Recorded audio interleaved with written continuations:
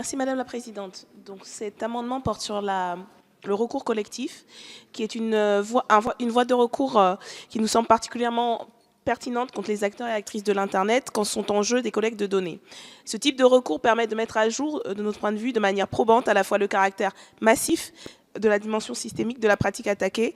Elle permet en conséquent aux requérants et requérantes d'associer leurs forces et d'ainsi peser plus dans la balance, sinon inégale, face aux acteurs et actrices du numérique. Il faut ouvrir, de notre point de vue, le plus possible aux citoyens et aux citoyennes les demandes de réparation de leurs préjudices, et c'est le sens de cet amendement. Merci.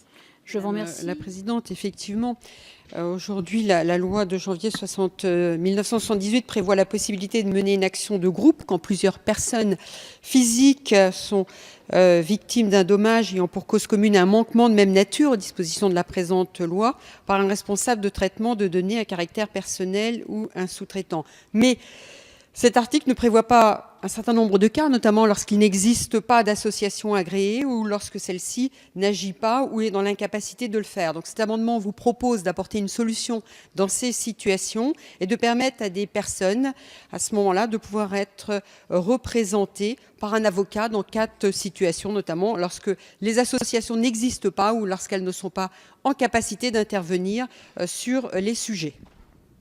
Merci. Madame la rapporteure, l'avis de la Commission, s'il vous plaît. Merci Madame la Présidente. Donc le choix qui a été fait par la Commission a été de s'inscrire dans le cadre ouvert par le texte Justice 21.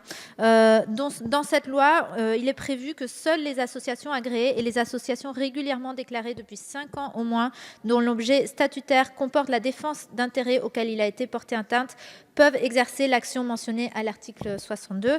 De surcroît, l'article 80 du RGPD donne un cadre assez restrictif des organismes habilités à agir. Il s'agit d'organisations ou d'associations à but non lucratif.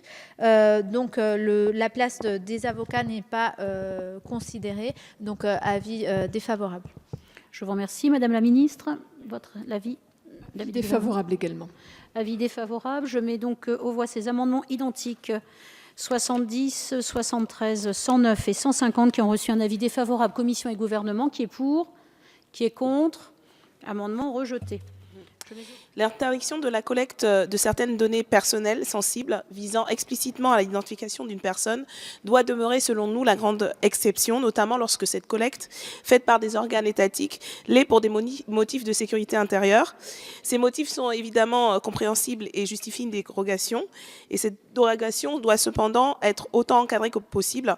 C'est le sens de cet amendement qui permet de la limiter au strict nécessaire, sans empêcher la poursuite d'opérations nécessaires à la sécurité de l'ensemble des citoyens et des citoyennes.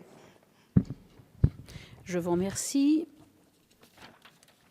Eh bien, donc, écoutez, je vais demander l'avis de la Commission, Madame la rapporteure. Merci Madame la Présidente.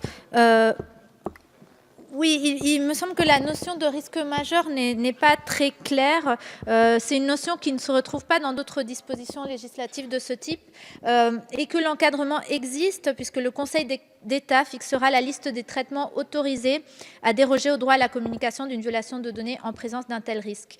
Donc, je crois qu'il n'a pas besoin de garanties supplémentaires. Donc, avis défavorable. Je vous remercie. Madame la ministre. Avis défavorable également. Je vous remercie. Je mets donc aux voix cet amendement numéro 55 qui a reçu un avis défavorable Commission et gouvernement. Qui est pour? Qui est contre? Amendement rejeté.